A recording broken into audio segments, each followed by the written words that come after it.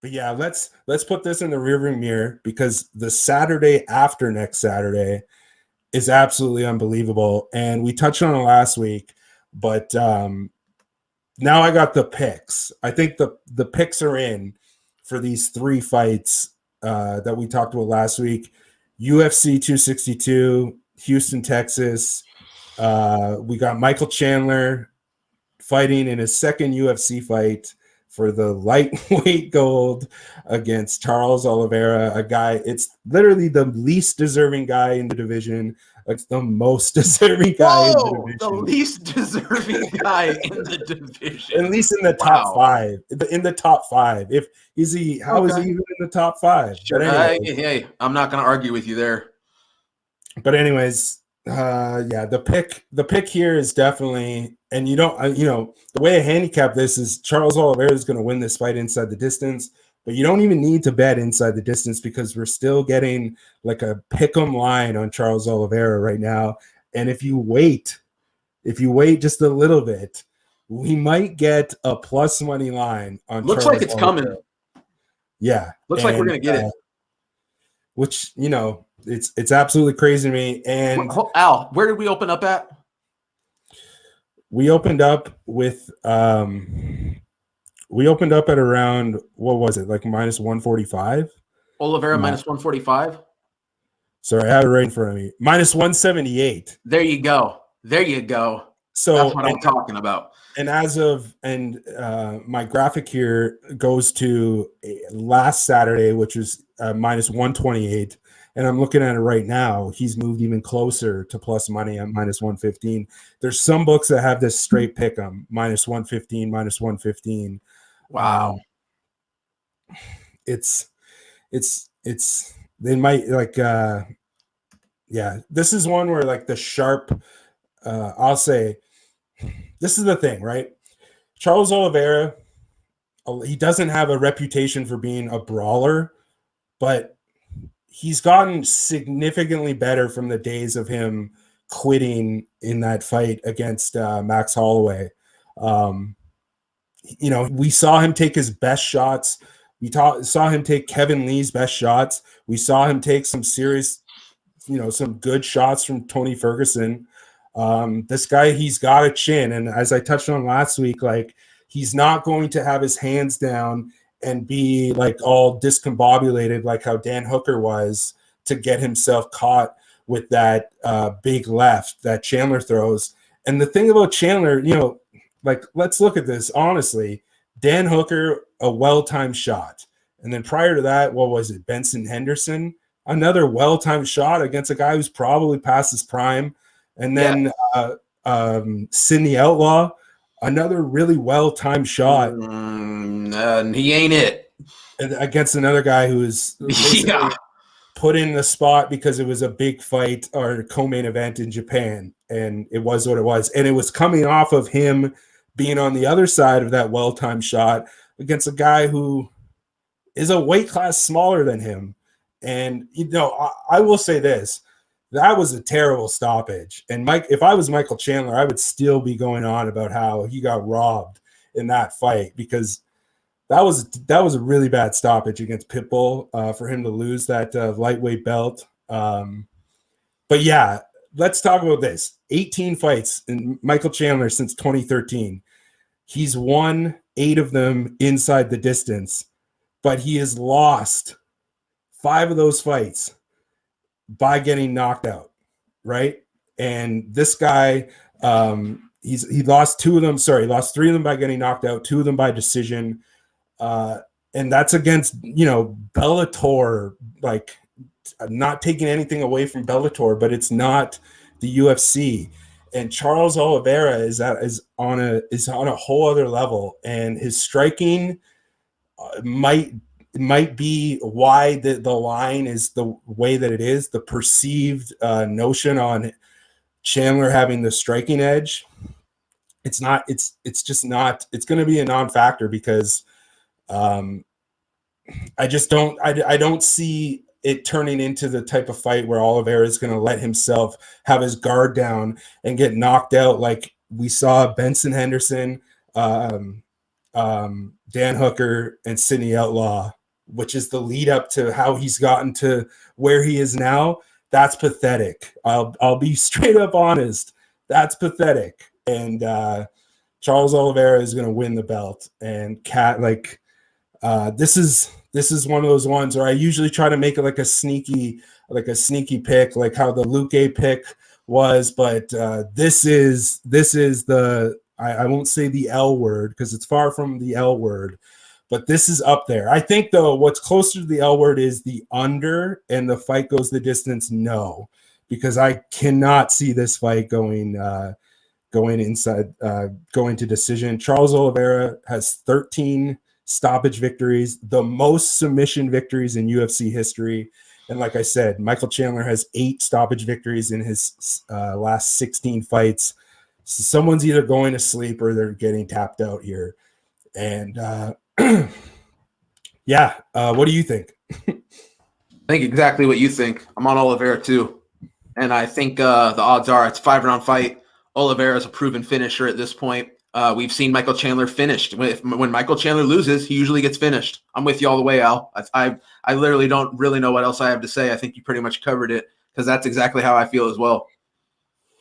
All right, so then let's go to this next one. And last week I was a little bit hesitant, but no, I think that Beneil Dariush against Tony Ferguson, I think that's the play here on the money line. I see it like minus 130 at some places, which is just insanity considering where we were able, where this opened at.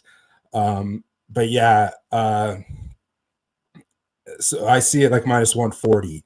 Minus 140 on Beneil Dariush against a guy who's Tony Ferguson, and taking nothing away from what Tony Ferguson has done in the UFC and in his MMA career, but it comes down to he's a 37-year-old lightweight.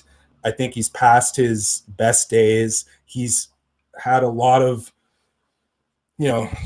when you look at guys who've had finish victories over guys like Anthony Pettis and Donald Cerrone in like the, right before they get title shots, you got to be like, you got to think twice, because like that fight against Cerrone was past his prime. And I think the fight against Pettis broke his hand. So is that right? Sounds about right to me. Yeah, I think that's the right fight. Yeah, that was kind of a Pettis quit job. It felt like Pettis knew the fight was lost. Why go out there and let this dude keep touching me with these razor sharp elbows? So, yeah, man, dude, this is such a tough fight, man, because it's like Dariush has there's areas of Dariush's game that's exploitable, right? And if Tony Ferguson really focuses on those areas, I think he can win the fight. But at the same time, I'm 100% with you that Tony Ferguson's best days are behind him. I was ready to. Listen. I swear to God, I might have been the old. I think we covered this last week because I think you were there too. You were on it. You weren't the only one. There you go. Yeah. At the time, it felt like I was the only man in the world who was picking Charles Oliveira to beat Tony Ferguson. And it was just domination. I expected a much better fight than that from Tony Ferguson. It really opened my eyes to the decline of Tony Ferguson, but it also opened my eyes to the rise of Charles Oliveira. I thought the Gaethje fight was going to be a tough fight. I thought it was going to be close. I didn't expect that to be all one-way traffic, Justin Gaethje, okay? I didn't expect that to be all one-way traffic, Charles Oliveira. Beneil Dariush is not a tremendous gap down from either one of those guys. He's in – I'm not going to say that in the same class. I don't think Beneil Dariush ever captures UFC gold. I don't think Beneil Dariush ever fights for UFC gold, more than likely, just because he still does have some issues and he does have hitability. But I do feel like we're seeing the best version of Beneil Dariush versus a declined Tony Ferguson who's taken a tremendous amount of damage, is mentally ill. I mean, that's not even debatable. This guy's mentally ill when you think about what he's done outside the octagon. And I'm not dogging the guy at all. It's just a fact. If you show up to your wife's parents' house because she has to live there because you're so crazy, and you're digging up the fireplace trying to find the cameras, and you kidnap your own child and jump over a 6-foot-high privacy fence with your kid in tow in the rain, you're mentally ill. That's just all there is to it. Now, does it come and go in waves? It seems to, but is the dude also the weirdest guy I've ever seen and lives in a delusional world where he's still the best in the world and is going to beat Khabib? Yeah. Yep, that's Tony Ferguson. At this point, I just feel like regardless of the skills this man possesses, I don't think I can back Tony Ferguson unless we're talking yet again a step down in competition from a Beneil Dariush. And like I said, can Tony sharpen his game and exploit the problems we've seen in Beneil Dariush? Yeah, absolutely. Beneil Dariush very hittable. Beneil Dariush gets hurt. Beneil Dariush gets rocked almost every fight. Can Tony absolutely take advantage? Yeah, he can. He can win that fight. He can beat Beneil Dariush. I think so. But as it stands right now, I think this is a classic trajectory situation. Tony Ferguson, decline. Beneil Dariush, incline. It's going to be real tough for me to be able to convince myself that Tony Ferguson's the side in this spot. Yeah, and like you said it best, and like I feel like that whole like champ shit only, like that's like the mantra for insanity, because I see like people posting that stuff in like YouTube and in like Reddit and on Twitter and stuff like that. That's like your guy hasn't won a fight against somebody like, you know, top level in how long? Like, come on, let's stop with the, but you know, let's actually not stop, because all of this ridiculous perception on a fighter who's past his prime against a guy who's not past his prime, and let's mention is the biggest fight of his life, right, in Beneil Dariush, and he's very deserving of this shot, right? And he's basically been working, you know, this is a guy who fought Scott Holtzman 2 fights ago in a fight that he should not have taken, but he just wanted to get back into the octagon. It's a good point. Yeah, and he's I think he's going to make the best out of this moment. My only hesitation is him getting a little bit ahead of himself because of the crowd and trying to chase a bonus. But I'm past that, and it comes down to the numbers. Beneil Dariush, 11-3-1 in his UFC career, plus 5.82 units. He's gone under the betting total. Or sorry, that's not in his UFC career. That's just in his last 15 fights. But yeah, 9 of the last 15 fights have gone under. And he does have 5 decision victories in those 15 fights. But you look at Tony 8-2 in his last 10. But something interesting, you know, if you've bet against Tony Ferguson, if you bet against him coming up to in his last, you know, since we've seen him against Pettis, you know, he's 2-2, and you've made money fading him because I don't know how, but Justin Gaethje was like a plus 200 underdog to Tony Ferguson. And Charles Oliveira was like a plus 170 underdog, which is just absolutely insanity. Yeah, well, Al, here's the deal. When Tony Ferguson fought Justin Gaethje, there was a tremendous group of fan base who were telling me every day on my YouTube channel, Tony Ferguson will beat Khabib. And then I would have to let them know, not a chance, not even close. And then, Justin Gaethje and Charles Oliveira absolutely proved that I was totally right. And if Tony Ferguson fought Khabib, it would be one of the worst one-sided maulings in championship history. And Khabib might, catch a body, might catch a charge. I mean, straight up. I mean, Tony Ferguson does not want that heat. He might think he does, but he don't. Khabib smashes this dude, and it ain't even close. So what do you think, Al? Should we wrap this up? Should we bring this on home? Wait, one more thing just to touch on quickly, because this is what you were big on. Last week. It's the co-main event, actually, and it's the first ever non-title co-main event that will be a 5-round fight, and it's Nate Diaz and Leon Edwards. And yeah, last week I was a little bit hesitant, but yeah, and I will say this: I think that the value on this fight is on Leon Edwards to win this fight inside the distance, because Nate Diaz is not who we think he is anymore, and think about this. So this is something interesting that I dug up, and it doesn't really mean much. It's just a little tidbit. But from his loss to Josh Thompson to his loss inside the distance to Jorge Masvidal, in his last 8 fights, he's only been stopped twice. Right. But if you bet on inside the distance on his opponent in every fight in those 8, you're up 705 units. Sorry, 705. Whoa! Sorry, $705. Okay. So you bet $100 inside the distance. So that's a one bet on Josh Thompson, which was I think at like plus 900 to win inside the distance, and then Jorge inside the distance is still a good like plus 130. And then, the market expects that, Leon Edwards, he's had 12 fights in the UFC, or sorry, 13 if you count the Muhammad fight. Sure.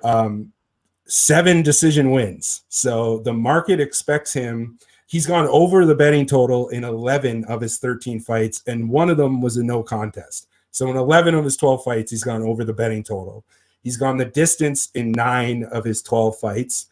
But this is going to be, if we think Leon Edwards, he had the thing with Jorge Masvidal, they were building up the Edwards Masvidal pre-pandemic. That was a fight that was probably going to happen after Leon Edwards beat who it was supposed to be Tyron Woodley, right? That was the March London card in 2020, and it got canceled. You draw a similarity between Edwards and Masvidal, and why do we think that Edwards is going to cruise to a decision win when we saw Masvidal just completely piece this guy up? Leon Edwards, he might not be on the same level of his boxing, but as far as like his kickboxing and it's just his overall MMA game, I put him on the same level as Jorge Masvidal. And I think that he's gonna finish Nate Diaz. And I don't know, man. Like this might be the defining, like Diaz does have like his back against the wall here. And that's one thing we didn't mention with Tony Ferguson. He definitely has his back against this is a desperation spot for both guys, absolutely. And you know what, Al? I'm gonna do you one better. So you said this is the first co-main non-title 5-round fight. I'm going to tell you guys right now. Here's a prediction for you. No, it's not. You want to know why? Leon Edwards takes out Nate Diaz within 3 rounds. We don't see those fake championship rounds, in my opinion. I agree. Masvidal took him out in essentially 3 in between the 3rd and 4th round. We never saw them get beyond. Nate Diaz has a tremendous amount of scar tissue around his eyes. Leon Edwards is going to touch it up. You're going to see a very similar scenario. He's going to get cut up. He's going to get opened up, and Leon Edwards finishes him in the 3rd round. We don't even see round 4 or 5. That's your prediction right there, folks. Take it to the bank. Book it right now. If you got Leon Edwards ITD, go ahead and throw it on. Your boy Bleed. I'm just throwing money out here to these folks. Thanks for watching. All right, Al, is there anything else you want to say before we wrap this? No, it's just I like how we're doing this. So we've come to a conclusion together. You're not totally with me on Dariush, but we're all in on Oliveira. Not yet, but probably. On Edwards inside the distance. Inside the distance is the play here because the market is gonna. I'm looking at the fight goes the distance no, or fight goes round 5 no. Is that plus money? Okay. I don't think there's a total out yet. But fight reaches round 5 no. Is that plus money? So if that's what the market is expecting here, oh man, Leon Edwards inside the distance all day. Sit back and enjoy because we all love Nate, but he's not the guy who beat Conor, and who was even Conor at that time. So we're talking about a guy who's like a little bit more of in the minds of MMA fans. This legend, and he is, yeah, but not exactly in the technical and the X's and O's in the cage. It's just he's gotten his mouth and his persona has gotten him multiple times fights that bigger than what he can chew. And absolutely, and you know what? Props to him for doing it. That's how the game is played, and I talk about it all the time. Going in the cage and winning an impressive fight, that's going to get you a good fight. You know what, though? If you go in there and you say the right thing, you antagonize the right guy, you can jump literally 1, 2, sometimes 3 fights. We've seen guys talk their way into a situation that, had they not said anything, would have had to win 2 or 3 fights to get to this point. Instead, they can leapfrog by using the persona, the mouth, causing stuff on Twitter. I mean, at this point in the game, you can go on Twitter, start some shit, and basically the public will book the fight for you. If it catches on, if it goes viral, the UFC goes, wow, this has some traction. Let's do it. And now both guys are mad at each other. Give me the contract. I'm going to sign it. You know what I mean? Like, it's great. He kind of did that before, like the rise of like MMA social media. He really did that. Yeah, exactly. You're right. He's a pioneer. Media. Yeah, he is a pioneer. He's a pioneer, man. Absolutely.